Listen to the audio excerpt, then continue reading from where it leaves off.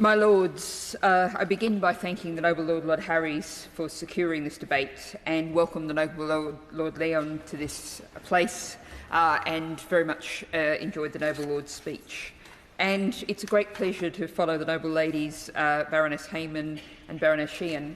And I think the figures that the Noble Lady Baroness Sheehan just set out and the commitment that the Noble Lady asked for the UK to claim any form of leadership, those subsidies have to end now. That is a statement of the absolutely obvious. However, we're focused today particularly on COP27. And when you looked at the start of COP27, there were many reasons to be concerned about what might happen.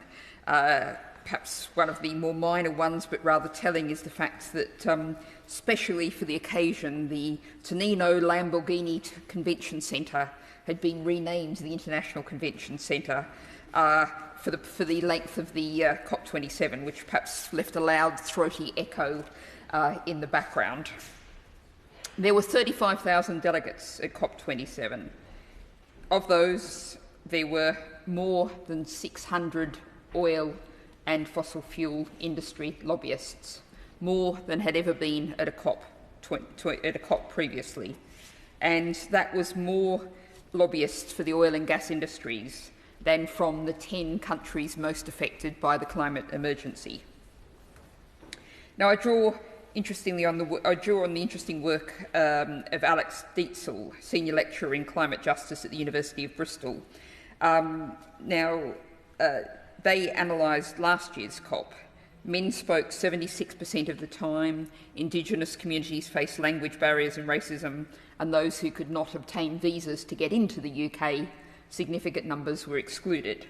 Now, I was also at COP26, as I've been at a number of previous COPs, and I saw for myself how difficult it was for those crucial voices to be heard. But of course, Dr. Dietzel was again at COP27 and found that Africa's COP was even worse. The high prices, the surveillance concerns, the fears of Egypt's police state and the extreme pressures on civil society had an impact. But nonetheless, when I look back to COP26, my most memorable recollection is a speech from Juma Japierre from the Zayapia people in the Para state in Brazil, speaking at an event I chaired on ecocide. And that was such a powerful voice that it moved everyone in the room. And I know that voices like that, what I've often called the shadow COP, not the official negotiations, but the gathering of civil society people and campaigners and Indigenous groups from around the world, does have an enormous impact, and I'll come back to that. However, I note an account it's well worth a read in the London Review of Books by Lalil Khalil, noting wandering around the pavilions, seeing PwC, Deloitte, EY, representatives of the financial system that's built and continues to fund the kind of continuing oil and gas exploration and exploitation that the Noble Lady Baroness Sheehan referred to. AGIP, ExxonMobil, Shell, Chevron, Total. So I have a question for the Noble Lord the Minister, a request for a commitment, really. Will the UK agree to push at future COPs to exclude oil and gas lobbyists, as big tobacco lobbyists are excluded from WHO deliberations on tobacco control? The model is there.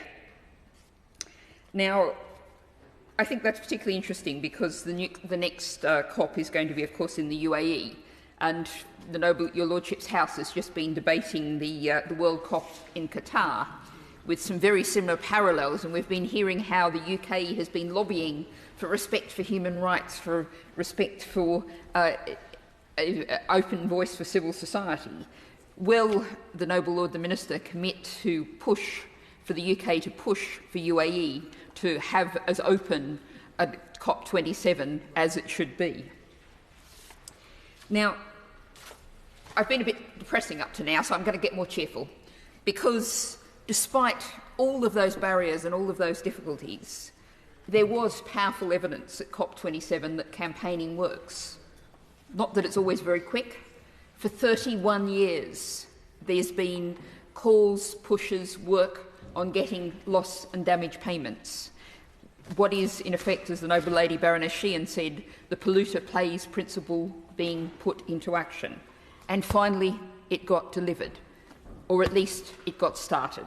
There's still a huge way to go, but this was a big win for climate justice, and I would posit a win for something much further, the whole issue of reparations, the kind of damage that has been done by robbing the global south of wealth and resources and the labours of its people to enrich the global north. A principle is now being set. So I would ask the Noble Lord the Minister what plans the government has to work with others, to work with the G77 plus China and civil society groups to actually deliver on loss and damage. However, I'm going to go back to being depressing again, I apologise. But Noble Lords may not know that there is one country in the world that's on the path to deliver the 1.5 degrees that the world agreed to at COP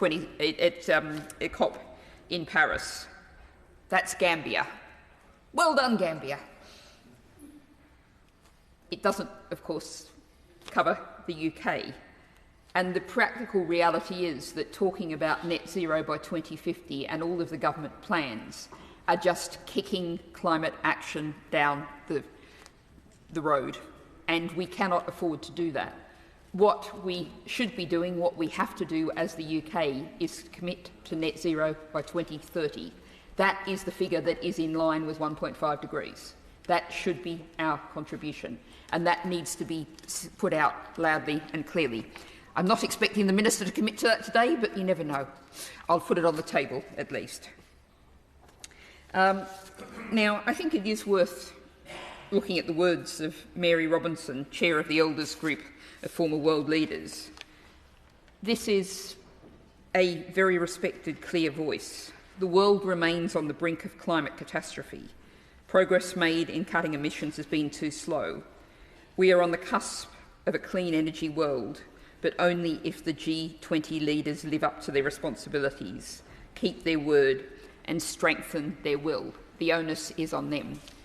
And as we stand in your Lordship's chamber today, it's clear that the onus is on the UK government. And I want to point to some positive things and some questions to the Minister, and if he's not able to answer this now, perhaps he could write to me. We have seen agonisingly slow but significant progress in terms of just energy transition partnerships with South Africa at COP26, with Indonesia at COP27. Can the Noble Lord the Minister tell me what accelerated progress is expected, what the UK is doing to contribute to more and much broader ways in which we can deliver essential development for the global south with the support of the global north? So I want to come back finally to the point that I made about the shadow COP and the Noble Lady Baroness Hayman's points about hope and optimism, because I think it is worth noting that probably, as is often the case, one of the best events at COP27 was the People's Plenary. Now, during that event, the participants drew attention to the continuing, as I speak now, incarceration of Allah Abdel Fattah, and they chanted "Free Allah," and they chanted his watchword, "We have not been defeated."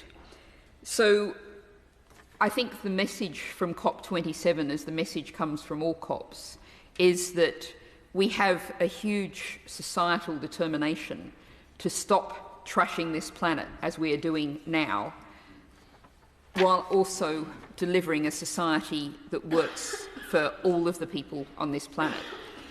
We have to change COPs. We have to change our politics. We have to change our society. The slogan I've chanted on many a street is "System change, not climate change." COP is part of this process, but it's only a small part of it.